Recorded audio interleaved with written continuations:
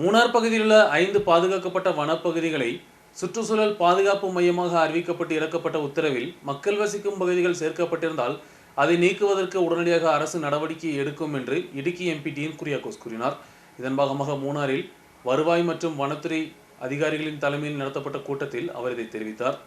மூணாறில் வருவாய் மற்றும் வனத்துறைகளின் உயர்மட்ட அளவிலான கூட்டம் இடுக்கி எம்பி டீன் குரியாக்கோஸ் தலைமையில் நடத்தப்பட்டது. ஜூன் 2 வெளியிறக்கிய கரடு அறிக்கைப்படி இரவிக்குளம் தேசிய பூங்கா, குறிஞ்சிமலை வனவிலங்கு காப்பகம், பாம்பாடும்சோலை தேசிய பூங்கா, ஆனைமுடி சோலை தேசிய வனம், சின்னார் வனவிலங்கு காப்பகம் போன்றவற்றை சுற்றியுள்ள 0 முதல் 1 கிலோமீட்டர் வரையுள்ள தூரத்தில் சுற்றுச்சூழல் பாதுகாப்பு பகுதியாக அறிவிக்கப்பட்டுள்ளனர். சில இடங்களில் இது 1 கிலோமீட்டர் உள்ளே ஏறி செல்ல வழி மக்கள் வசிக்கும் பகுதிகளிலும் தோட்டங்களும் உட்படுத்தப்பட்டுள்ளதாக எழுந்த சந்தேகத்தை தொடர்ந்துதான் அவசரமாக தகவல் சேகரிப்பு நடத்த கூட்டம் நடத்தப்பட்டது. இதன் பாகமாக Idukki MP Dean Kuriakose, Devikulam MLA F Raja, வனத்துறை அமைச்சர் ஷிபு பேபி ஜோனுடன் பேச்சுவார்த்தை நடத்தியிருந்தனர். தேவையான மாற்றங்கள் ஏற்படுத்தி சிபாரிசு கொடுக்கப்படும் என்றும் அமைச்சர் உறுதியளித்துள்ளார். மட்டுமல்லாது உடனடியாக நடவடிக்கை எடுக்கப்படும் என்று சுற்றுச்சூழல் அமைச்சர் சன்னி ஜோசப்பும் எம்பிக்கு உறுதியளித்ததாக எம்பி தெரிவித்தார். மூணார் பகுதியில் 5 பாதுகாக்கப்பட்ட வனப்பகுதிகளுக்கு அருகிலுள்ள பகுதிகள் சுற்றுச்சூழல் பகுதிகளாக மாற்றிய உத்தரவில் மக்கள் வசிக்கும் பகுதிகளோ தோட்டங்களோ விவசாய பூமியோ உட்படுத்தப்பட்டிருந்தால் அவைகளை நீக்கம் செய்ய அரசு உடனடியாக நடவடிக்கை எடுக்க வேண்டும் என்றும் டீன் குரியாக்கோஸ் எம்பி தெரிவித்துள்ளார். നിയമസഭയിൽ നിന്ന് റിപ്പോർട്ട് എടുത്ത് അല്ലെങ്കിൽ റെസൊല്യൂഷൻ പാസ്സാക്കി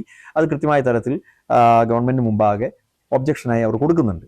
അതോടൊപ്പം തന്നെ സംസ്ഥാന ഗവൺമെന്റും കൂടി തന്നെ ഈ കാര്യത്തിൽ കരട് വിജ്ഞാപനത്തിന്റെ കാര്യത്തിൽ ഒരു ലഘൂകരണം വരുത്തിക്കൊണ്ട് ഇനി ഒരു ഫൈനൽ നോട്ടിഫിക്കേഷനാണ് വരേണ്ടത്. ആ ഫൈനൽ നോട്ടിഫിക്കേഷൻ വരുമ്പോൾ ഈ പറയപ്പെടുന്ന മേഖലയെല്ലാം പൂർണ്ണമായി ESZ നിന്നും പുറത്താകണം എന്നുള്ളത് തന്നെയാണ് ഞങ്ങളുടെ നിലപാട്.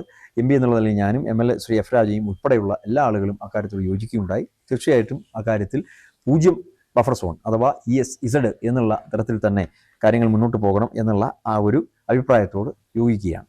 இതാണ് ഇന്നത്തെ യോഗത്തിന്റെ ഒരു സംക്ഷിപ്തമായി പറയാൻ കഴിയും. வருவாய் மற்றும் வனத்துறை அதிகாரிகளின் கூட்டத்தில் கிடைத்த தகவல்களின் அடிப்படையில் அரசுக்கு உடனடியாக ரிப்போர்ட் வழங்கப்படும். கரடு அறிக்கையின் மேல் விமர்சனங்கள் தெரிவிக்க 60 நாட்கள் நேரம் அனுமதிக்கப்பட்டுள்ளது. இந்த கால அளவுக்குள் மாற்றங்கள் ஏற்படுத்தவில்லை என்றால் பஃபர் சோன் அறிவிப்பு நடைமுறைக்கு வரும் என்பதால் விரைவாக நடவடிக்கைகள் எடுக்கப்படுகிறது. Devikulam MLA F Raja, sub collector VM Arya, PP Pramod, panchayat பிரசிடென்ட்களும் மக்கள் பிரதிநிதிகளும் கூட்டத்தில் பங்கெடுத்தனர். News bureau, Munnar.